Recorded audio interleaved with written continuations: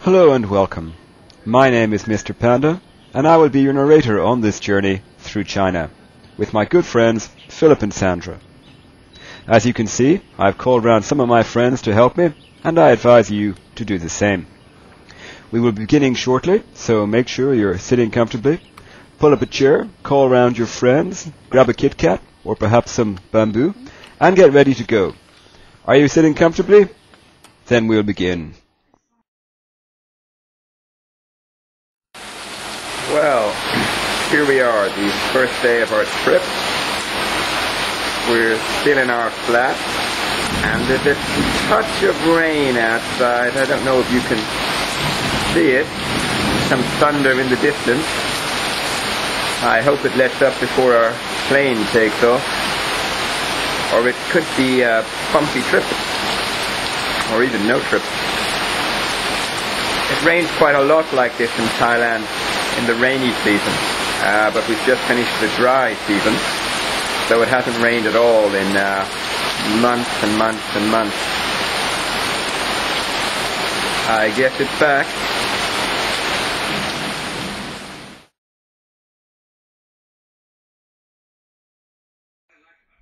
Macau is in the south of China, quite near Hong Kong, and it was Europe's first colony, Portuguese in fact, and the architecture, even today, still looks far more European than Asian. This church, for example, looks like it might have come from the centre of Lisbon or another Portuguese city. Notice the black and white paving stones. And with this photograph too, if somebody asked you where had it been taken, you'd be very unlikely to say 21st century China. Even the restaurants have a kind of Mediterranean feel, like this one, where we used to go a lot. The tortellini was so good, in fact, you needed 2 cigarettes afterwards. Let's go back to some more live footage. And here we are in Macau Square. Very Portuguese, as you can see. Macau Church. And this is the inside of the church. Shh, people are praying. And the front of St. Paul's Cathedral. It was destroyed by an earthquake a long time ago, and all that's left is the front facade. Nothing else remains. It's a miracle, apparently. He doesn't look very well.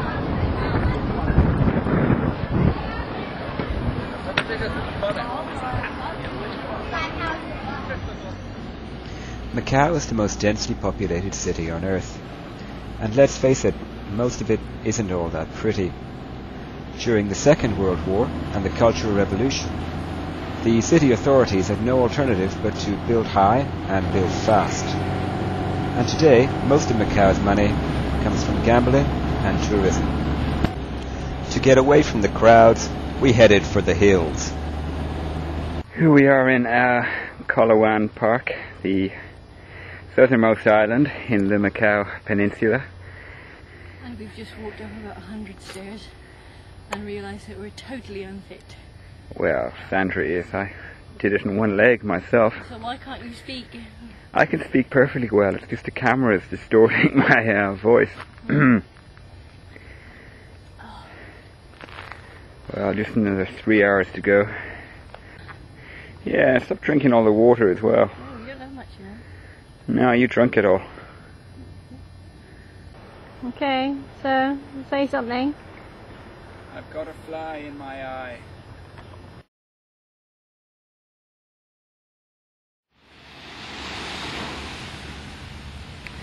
This is called Haksa Beach, which is Cantonese for black beach, I think. As you can see, the sand is kind of black, and we hiked here from the park we mentioned earlier.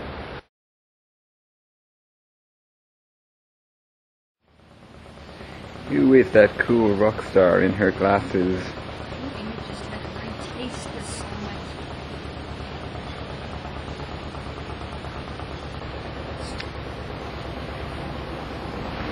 I think they're fattening up the cat.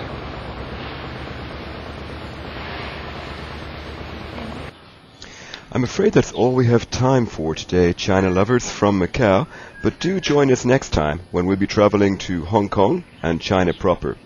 If you'd like to read a more in-depth account of the Desperate Duo's adventures, please see the web address at the bottom of the credits.